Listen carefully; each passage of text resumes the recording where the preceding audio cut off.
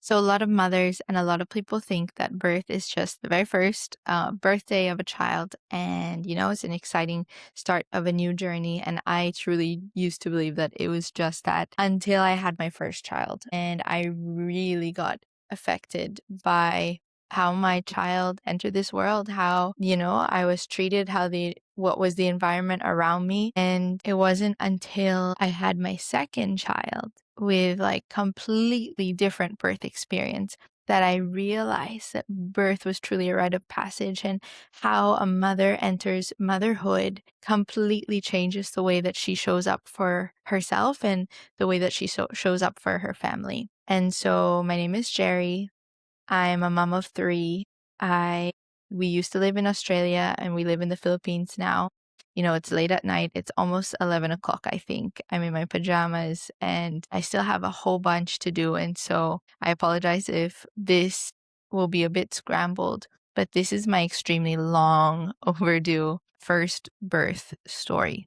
The birth that changed everything for me. So, I'm going to try to do it justice, but obviously I'll probably forget a lot because it was almost 5 years ago already. So, prior to my daughter's birth, we had three at least miscarriages, and those miscarriages completely affected me for, I would say, a year and a half. So, even up until my daughter was born, because I was so extremely fearful that we would lose her or something would go wrong. I was always making sure that we would just get to the finish line. We would just get to the point where we would have her in our arms. And anyone who's been through a miscarriage could understand what that feels like and could relate to that. And so because of that, I already started that pregnancy journey completely just saying yes to everything. Anything that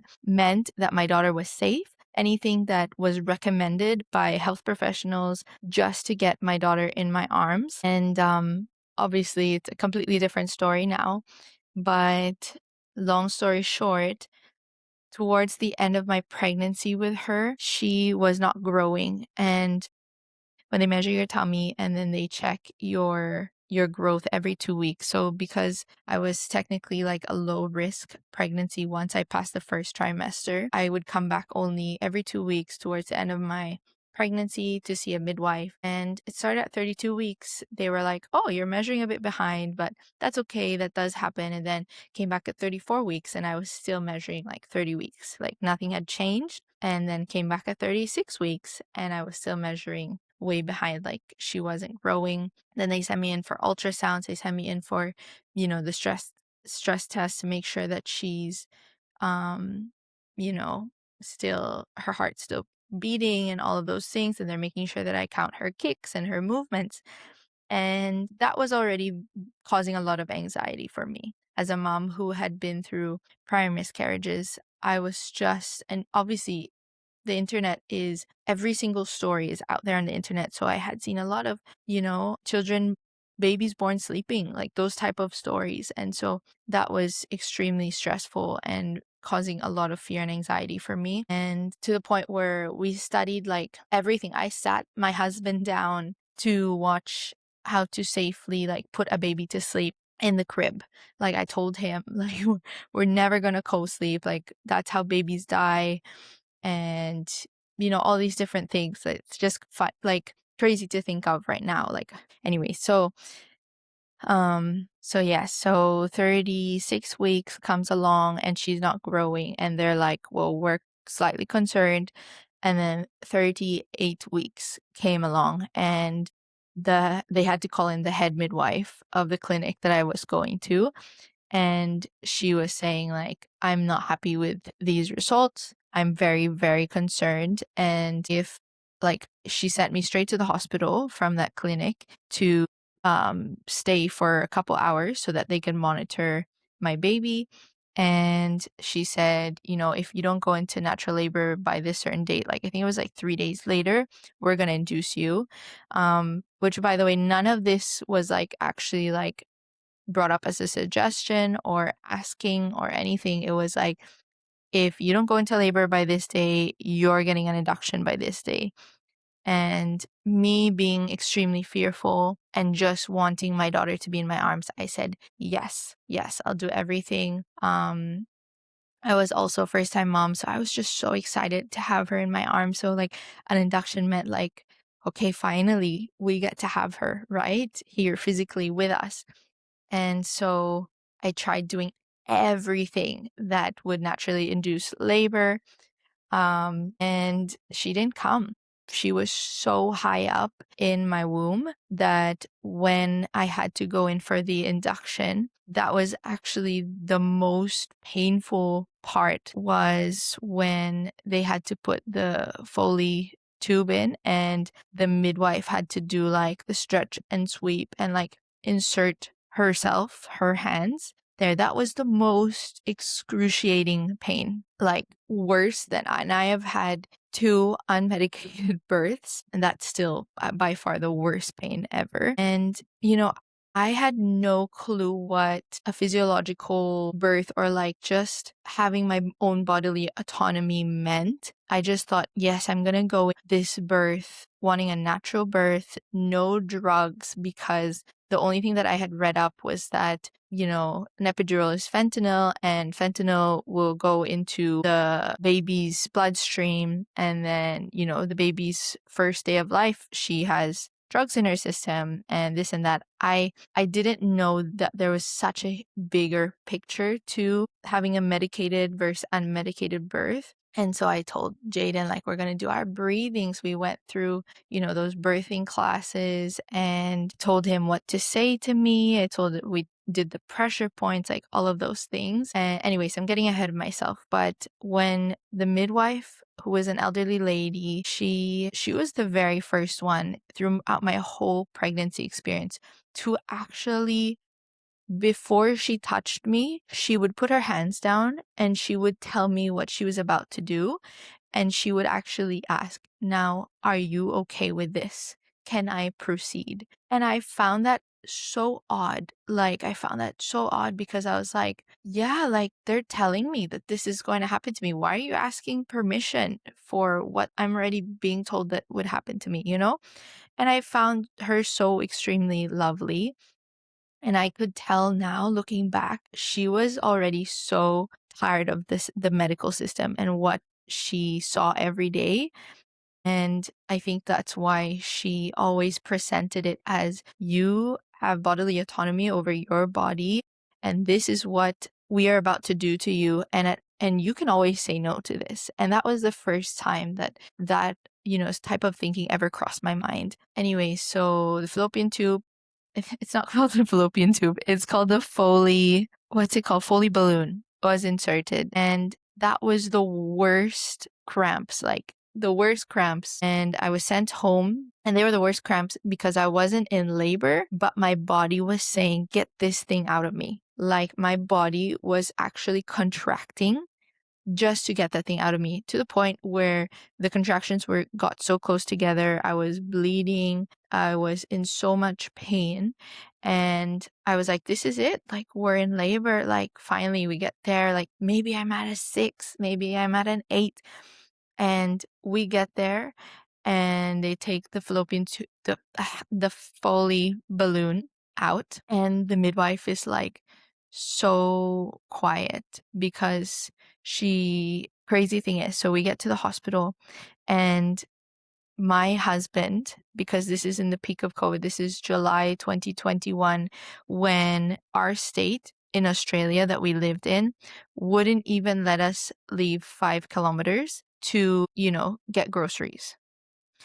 And because me and my husband were unjuiced as well, we weren't even allowed to go into a department store to buy baby clothes, to buy anything for our future daughter, right? And so we were in such a disgusting time, and all of this just added anxiety to the lead up of the birth of my daughter, because a week before my daughter was born, they had announced that now they are no longer allowing one support person. So prior to that, I think it was like 2, maybe 3 support people like that can be there for you when you give birth. And then the week before, they announced no support people, not even your husband, not your mom. No one's allowed to come in with you when you give birth.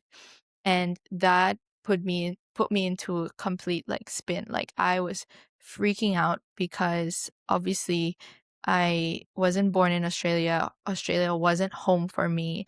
The only person that was home for me was my husband. I knew that birth would be intense, and the thought that I had to do it all alone, and I already felt powerless in the medical system. And so he was like my only, home and safety that I felt. And to do all of that by myself really freaked me out. And thank God that ruling or whatever, that policy got turned over, got thrown out the window 2 days later because a bunch of midwives just lost it because they were already so understaffed.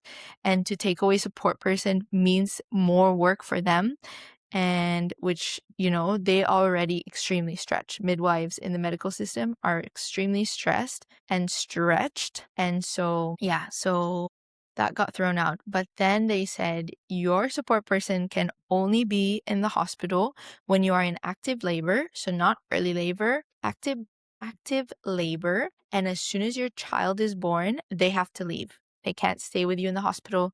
And so this really stressed me out because I'm thinking if I have a natural birth, I could hopefully go home the next day or maybe that same day, depending how everything goes.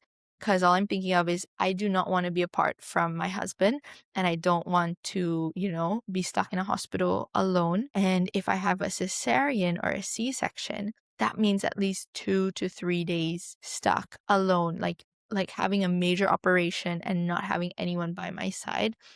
And so I already had made up my mind that I would fight tooth and nail to make sure that I would not get a C-section. Okay. So bear that in mind. So we get to the hospital and I'm in so much pain. Like I am in so much pain that the midwife in the hallway said, you're about to give birth. And so I'm thinking, thank God, like we're going to have this baby and hopefully in half a day or something, we'll be out of here. And we get into the delivery room and they inspect me and they take out the Foley bulb, whatever balloon. And the midwife is like, you are barely 2 centimeters. And I'm like, are you kidding me? All of that pain, I had been in so much pain for like 6 hours already, just trying to make sure that I would, handle it as much as possible early labor at home so that when I get to the hospital, it's active labor and hopefully transition stage. And then, anyway, so yeah, that was extremely disappointing. And let me say this again, when they do an internal, what's it called? And they call it IE here in the Philippines, an internal exam where they see how dilated you are. That was the most excruciating pain I've ever been through. And to this day, I feel like I actually truly got injured by it because the midwife, when she was trying to see how dilated my cervix was, she was like, it's at the back and I have to pull it forward to see how dilated you are. She actually was maneuvering my insides. And I, for from just the memory of this is what really upsets me, that so many mothers are put through these exams with not even being told the risk of infection and the risk of what they do for you. They actually slow down labor because a lot of moms get so distraught and discouraged by how dilated they are. And they also are so uncomfortable, and you need to relax for your cervix to dilate. Okay, so I'm going down a rabbit hole here. But anyways, so I was so frustrated. So I think I got my Foley bulb in at 9 a.m. on a Saturday. We get to the hospital at like 2 or 3 because I think I'm in active labor, 2 or 3 in the afternoon. I think I'm in active labor. We're so extremely discouraged. And they're like, well, you are already checked in here in the delivery room. So we're just going to start they call it, gosh, because it's Pitocin in the States. I think they call it Syntocin in Australia. It's practically Pitocin, right? So it's fake oxytocin to cause contractions. And they start that and they're like, it's going to be the lowest dose and maybe it will, jumpstart labor and then we don't have to use it. And I'm like, yeah, no worries. Get this baby out of me. Like, oh no, maybe something's wrong with her because she's not growing. And I think I went through, so that was like 3 p.m. I think I went through about 6 hours of Pitocin and they kept upping the dosage of it. And every time they up the dosage, go figure, her heart rate would drop. And also, I couldn't handle the contractions because they were back to back and they were so extremely painful. So it was like 6 hours of the Pitocin.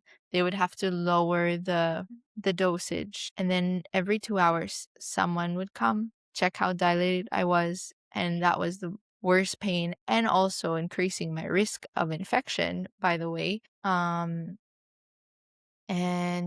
up until this point, I was still actually really struggling, but managing well. I had my worship playlist. I had been, praying and talking to the Lord and just being grateful, like verbally expressing my gratitude for this baby that's coming and, all those things. And then I think it hit maybe 10 o'clock at night that I was just absolutely physically exhausted because of being in such excruciating pain since 9 in the morning and being on my feet too, because I couldn't sit down. I couldn't lay down that whole time. It was just so much pain. So I had the band around my tummy to like monitor contractions and monitor heart rate through this whole time. But I was standing and I was moving, I was rocking back and forth, I was on the birth ball, everything. And I was just starting to get more and more hopeless. I was starting to feel hopeless. And mamas, this is where your support person comes in and is meant to input hope back in you and strength and to be strong for you. This is why it's so important for your partner, your husband, to not just be there, but to know how to support you. And this is where, like, going to a doula training or learning from a doula or having a doula there would be incredible, right? And so I think the midwife saw how much I was struggling and she offered gas. And up until this point, I was feeling hopeless, but my mind was still intact. Like I was still reciting scripture and praying and all of that when I had the chance to. And finally, I was like looking at my husband and I was like, I think I need the gas because I am really not coping with this pain. Like it was so, so strong. And he was like, yeah, whatever you need. And I really regret getting the gas because once I got the gas, I felt extremely delusional. Like I felt crazy. Like I was hearing voices and my husband would say one sentence to me and I would hear that sentence like 3 times over and over again, like in my head, in my ears. Like I was like going crazy. And that gas just broke me mentally because your body can be so exhausted, but if your mind is still strong and still holding on and still fighting and holding it together, you can still push through, just like running a marathon. Like how much percent of it is a mind game, and birth and labor is a mind game. And if your mind is strong and trained, you can get through anything. And so my mind was strong up to that point, but my body was like exhausted and falling apart. And as soon as I had that gas, that was it, game over. I felt like I was going crazy. I was hearing voices and it was not actually helping with the pain. It was more so I felt like I was just falling apart physically, mentally, emotionally, to the point where I was like, I can't handle this anymore. Give me the epidural. And my husband's looking at me like, you told me hours and hours, like so many times you didn't want the epidural. And I'm like, give it to me. And so they get the anesthesiologist and he's like, oh, I've he goes to my husband, these are the side effects of the epidural. These could be the side effects of the epidural, but in my how many years of experience, I've never seen a single adverse reaction. Like, that's what he was saying. And he was like, oh yeah, because obviously my husband had to sign the paper. They had to keep me still, which was so hard with back-to-back contractions from the Pitocin. And the epidural kicks in, and I'm feeling so much better, to the point where I think I got the epidural at like 12 midnight. And so I felt incredible because I felt nothing, and I fell asleep. That's how exhausted I was. Like, I had a nap finally. And I woke up from the nap to a nurse like touching me, and she was like, "You have a fever." And I'm like, "Oh, I feel great. Like, I'm fine. Like, after all the pain I had been through, what is a fever? I feel fine." And they're like, "No, that's not good. That's a sign of infection," which I wonder what from, right? What could I have gotten infected from? It's not like you just stick everything up. And yeah, so it's 2 a.m. I have a fever.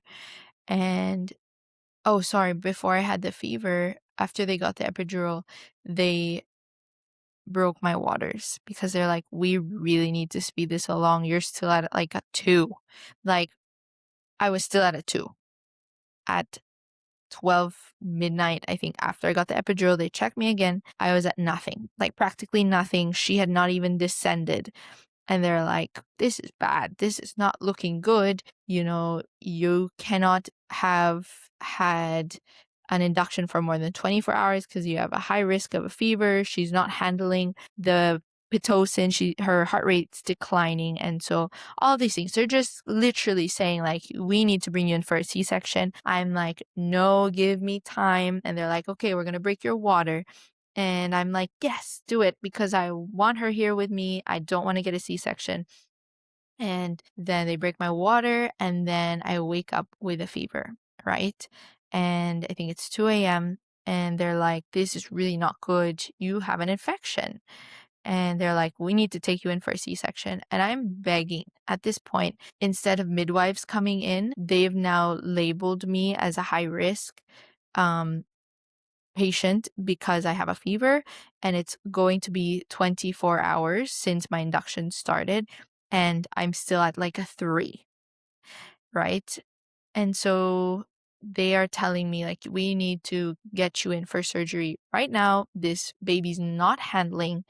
Her heart rate was really dropping every time they would increase the Pitocin, which they're like, "Okay, so if we can't increase the Pitocin, she's stuck in you. She's not coming out." And so they're like, "This is a vicious cycle. Let's open you up and take her out."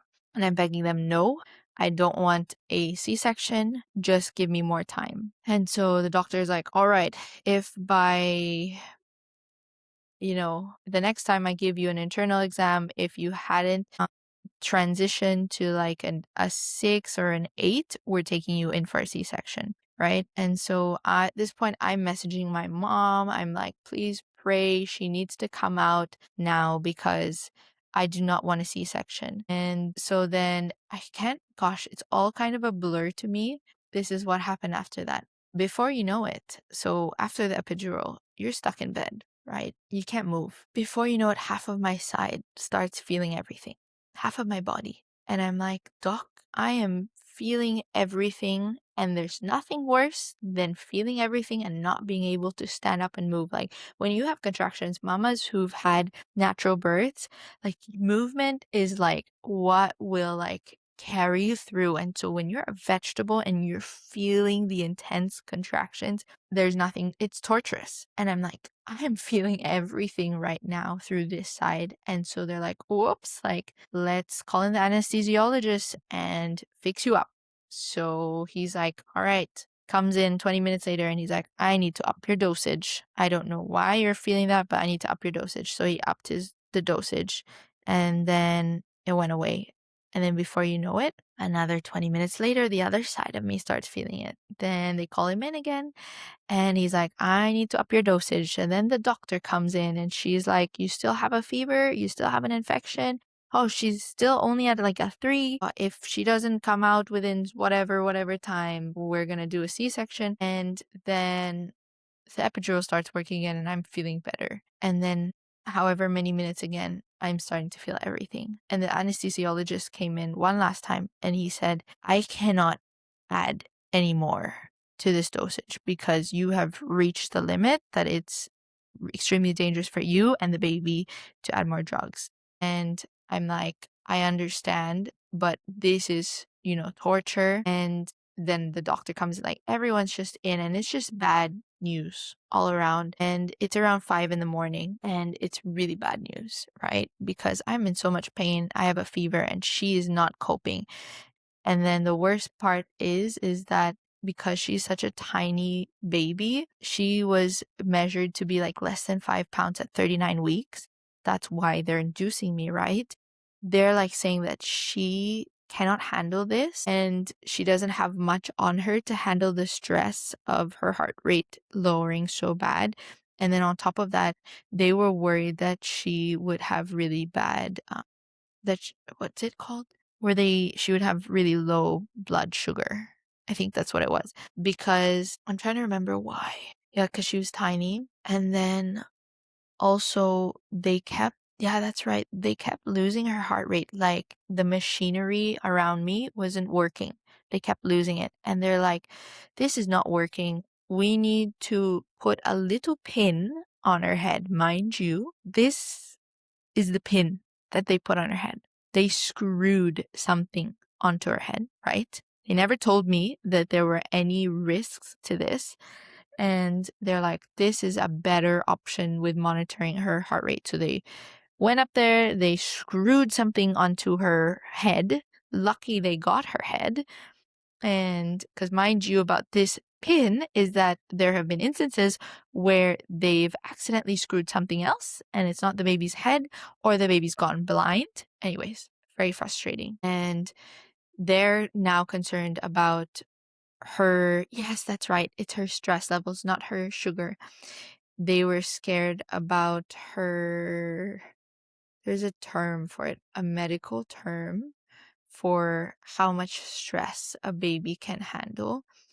And what they were doing was they would prick a bit of blood off of her head and they would put it on this like machine to check that she was still handling things well, because obviously they had to up the Pitocin so that she could come out.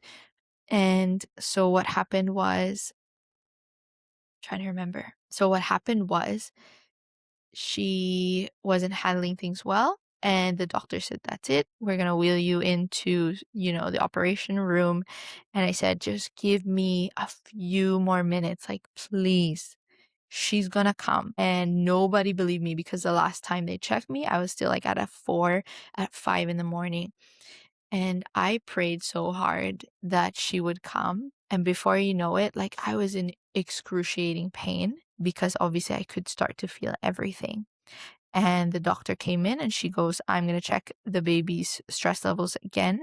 And when she went down there to check, she was like, oh, this is 6 in the morning. Oh, the baby's head is crowning. That's why I was in so much pain, because she was already crowning from literally a 4 at 5 in the morning to her head crowning. That's why the whole internal exam thing is a bunch of BS, because a mom can be at like 2 1 hour and then the next hour be fully dilated. Okay. Anyways, so she came and I'm so extremely relieved that I did not have a C-section. They put her on me skin to skin.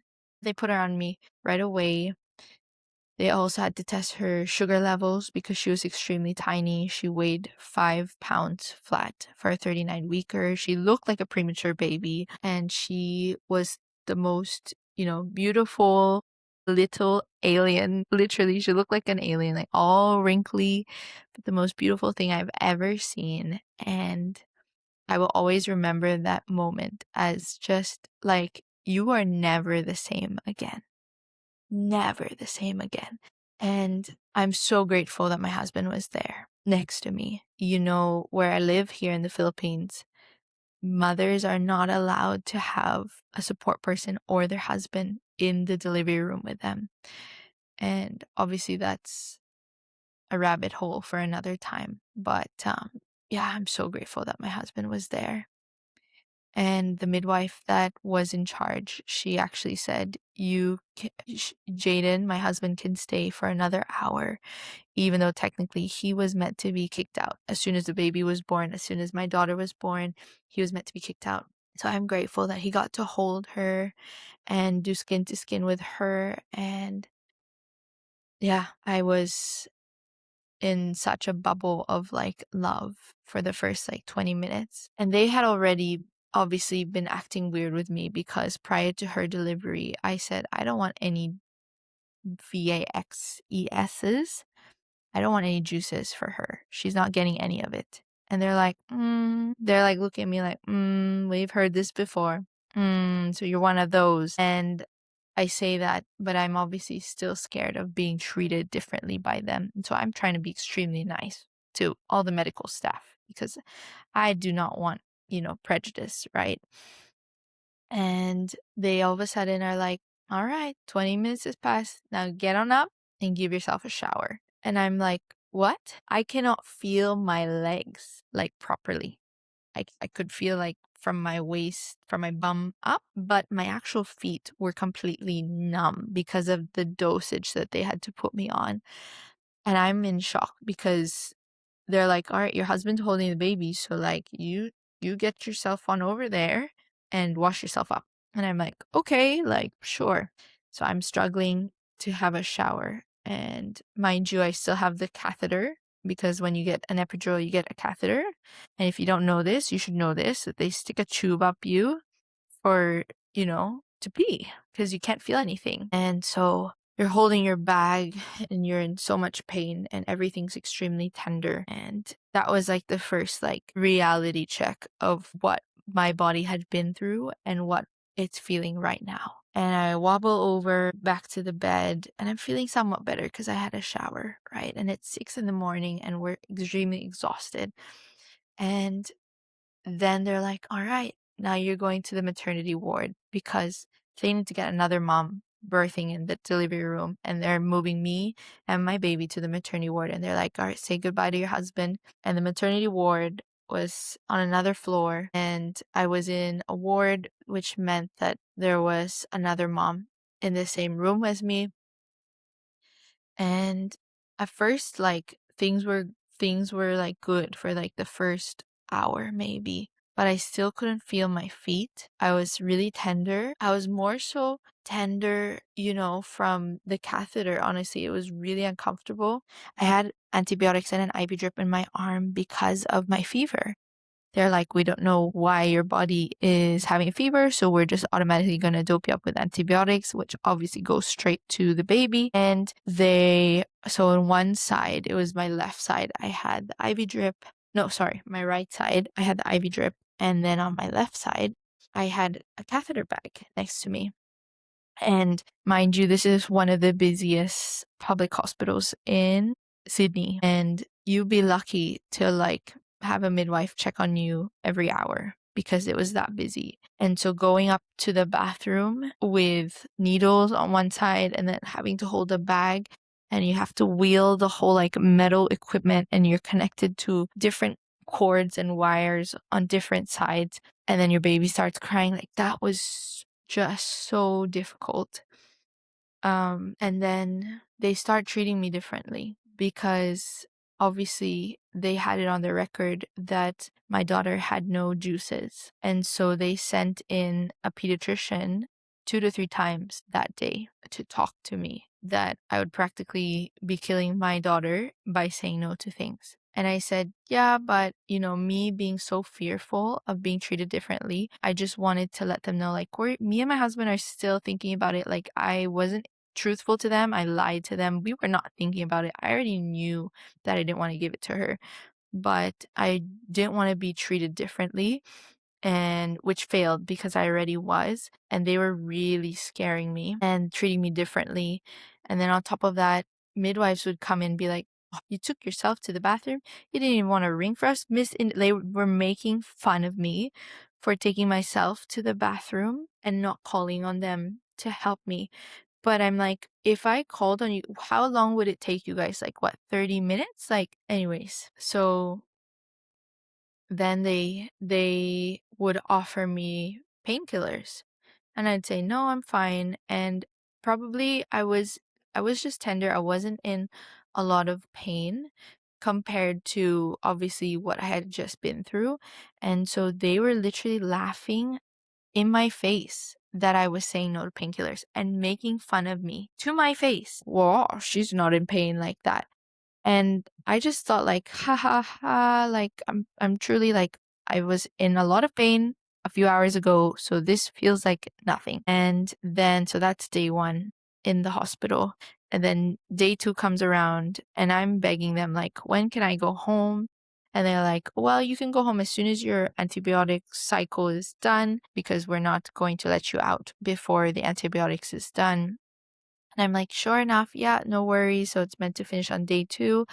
And they come in 3 times a day saying your daughter needs to be juiced and you are gonna put her life at risk if she's not juiced. And I'm like, like at this point, I'm not sleeping through the night because Anaiah was not sleeping very well through the night. I also was extremely exhausted and I didn't want to sleep with her in bed with me because I was very anti co-sleeping. So every time I put her down in the bassinet next to me, she would scream. Then she would fall asleep as soon as she was on my boob or as soon as I was holding her.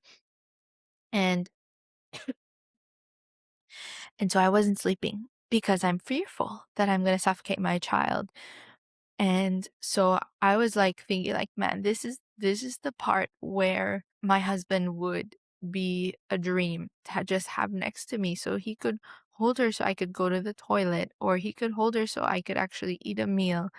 And it was really hard. I couldn't even get changed. Like I was struggling to change my clothes, to have a shower. Like it was a real struggle, not because I just gave birth and I had a baby, but because I had the wiring connected to my body, the catheter and the antibiotics, right?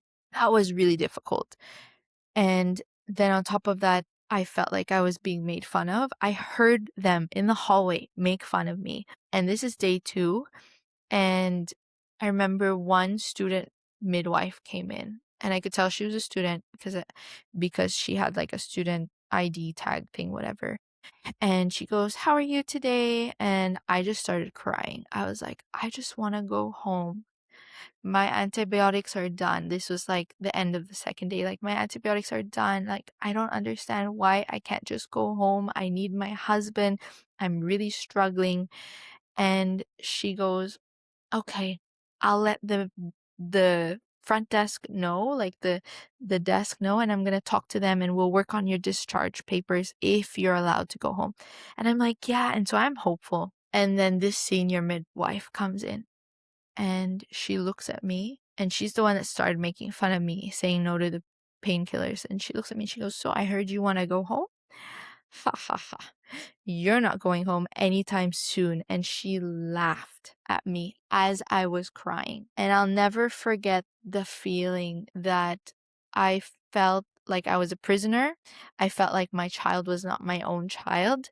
And yeah, that feeling has truly marked me forever, what she did to me, because after that, I told myself that I will never, ever let myself and my child be at the mercy of someone else. She's my baby and my body is my body, you know? Anyway, so that happened, and then they kept me for a third day. So that was Sunday. I gave birth in the morning. Whole day Monday was when I broke down, and the midwife laughed at me and said that I'm not leaving for a while. And Tuesday was the third day. The third day for I think I only had a 2nd-degree tear and I was done antibiotics. So there was no reason, absolutely no reason for them to keep me in the hospital except for me denying the juices to my daughter. And I started figuring out, putting two and two together, that it was because my daughter is unjuiced. And the reason I knew this is because they kept sending in another pediatrician, and they had no reason to keep me there. All my medicines, everything, they removed the catheter. She was fine. Her blood sugars came out normal. Her hearing came out normal. They're like, your daughter is completely fine besides the fact that she's tiny. And so finally by day 3, they're like, we're going to work on your discharge papers, because I kept asking them. And then after they would mention the discharge papers to the desk that was like in charge of the whole ward, another pediatrician would come. And so they're like, we can't discharge you. Finally, they said it, until you have fully thought about the juices. They didn't say until you juice your daughter. They just said until you've fully made up a decision about it. And so I felt like they wouldn't let me out without it. And so I called my husband, crying. And this whole time that I had been in the hospital by myself, I did not call a single family member except for, I think, my mom once, and Jade and my husband maybe twice. I didn't call them. I didn't even call my sisters, like nothing, because I felt like I would just fall apart if I talked to them. And I was trying to be strong for my daughter, right? And so, anyways, I called Jaden, and Jaden was like, look, if that's the thing that will get you home and get you and Anaiah home to me, like, what could go so wrong if you just say yes to the Vite K? And I'm like desperate.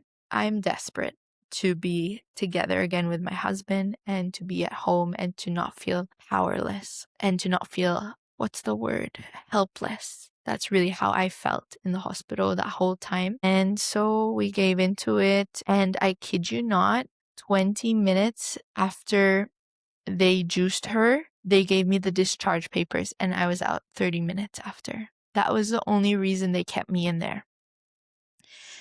And so we're feeling excited. We're in her first, car ride going home. And obviously we're still kind of clueless. Her latch is extremely painful because they taught me the hamburger cheeseburger method, which, by the way, is the worst method if you are about to have a baby. Look up the Thompson method. That is the only thing you need to know about breastfeeding. Just look it up, okay? The Thompson method. So by this time, my nipples were starting to like bleed and blister and bleed and crack, and I was in so much pain. And then what else? I'm trying to think. That was day 3.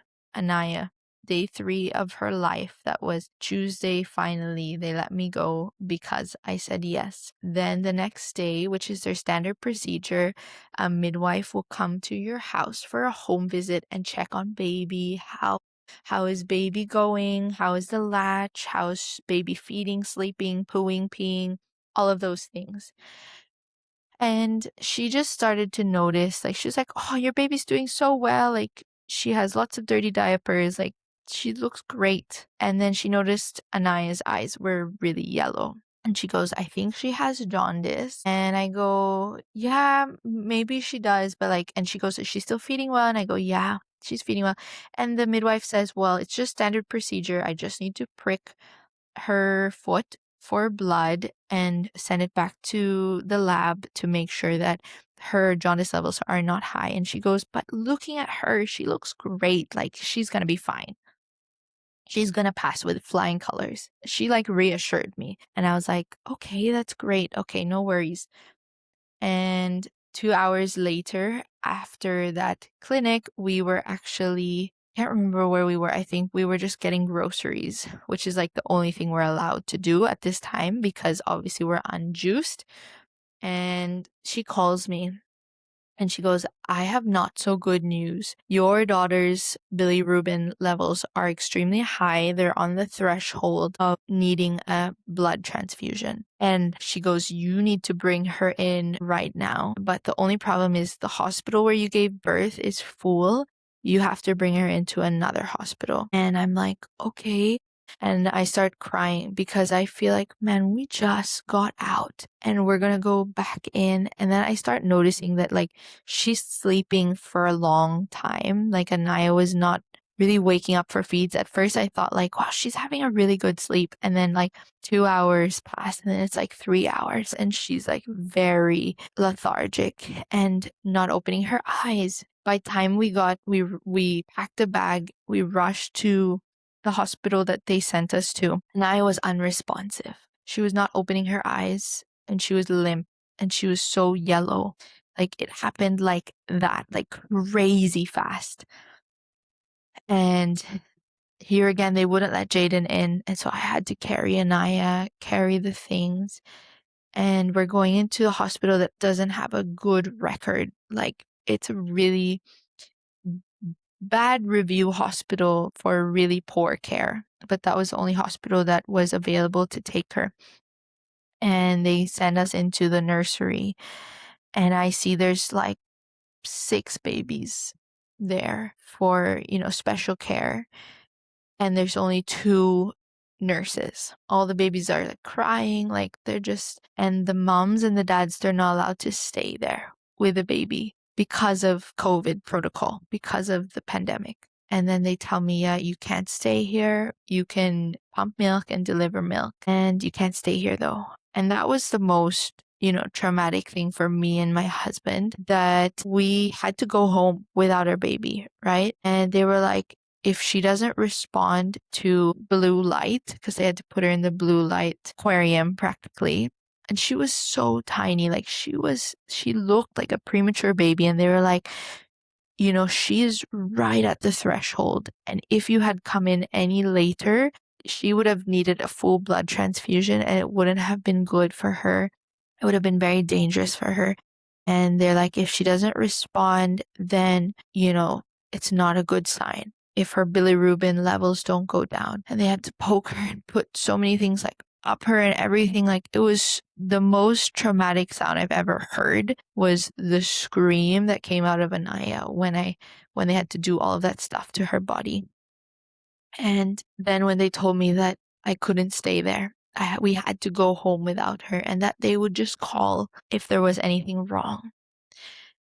And man, I understand that obviously a lot of like those NICU nurses, they are truly heroes. But the concern of a mother and a father about, an understaffed hospital and putting your most precious, most beloved person in the hands of people who aren't able to give 100% care to, like, obviously there's this huge fear that like something may be overlooked because the nurses are stretched so thin.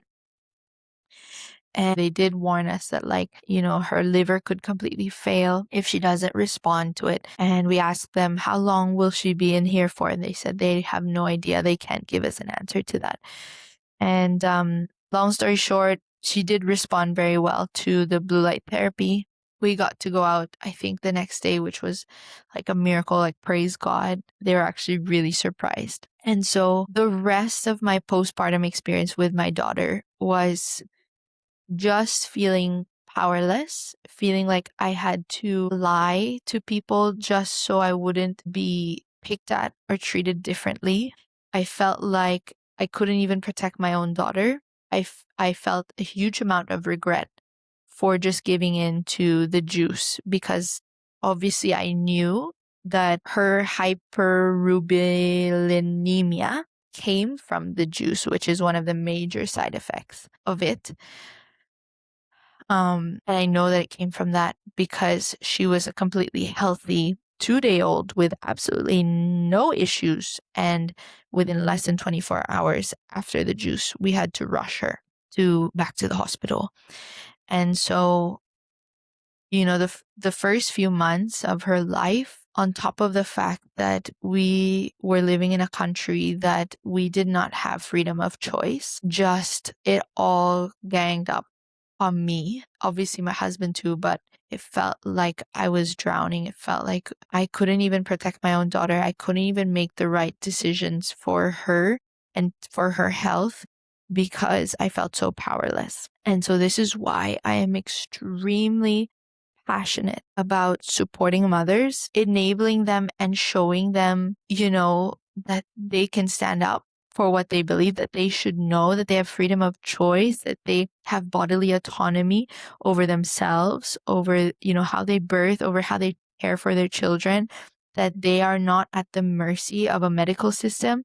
This is why I'm so extremely passionate, because I wish that I had a fearless postpartum experience with my daughter. I would have been a much better mother to her at that point. I would have been a much better wife. I was very crippled. I was definitely depressed for those first few months. I felt paralyzed in a lot of ways because I felt very powerless, and it just felt like there's this dark cloud over me. Obviously, we were in a love bubble. I loved my baby, but I was struggling mentally a lot. I had to go through a lot of, breaking down that trauma from her birth and the first few months afterwards. And that's why I say that how a mother gives birth to her child or enters motherhood affects everything for her and her family. And that's why I'm here, because I want to support. It's actually been an honor of mine that I've already been supporting mothers, journeying with them, and, believing with them and encouraging them and standing with them for a faith-filled, fearless motherhood journey. And so if I apologize for this very low-key birth story that's 5 years overdue, and it's very long and scrambled. But this is part 1. Obviously, I am not the same woman that is in this birth story. I have evolved majorly. And so stick around for the story of the birth of my son, my second born, that had changed everything. See you there.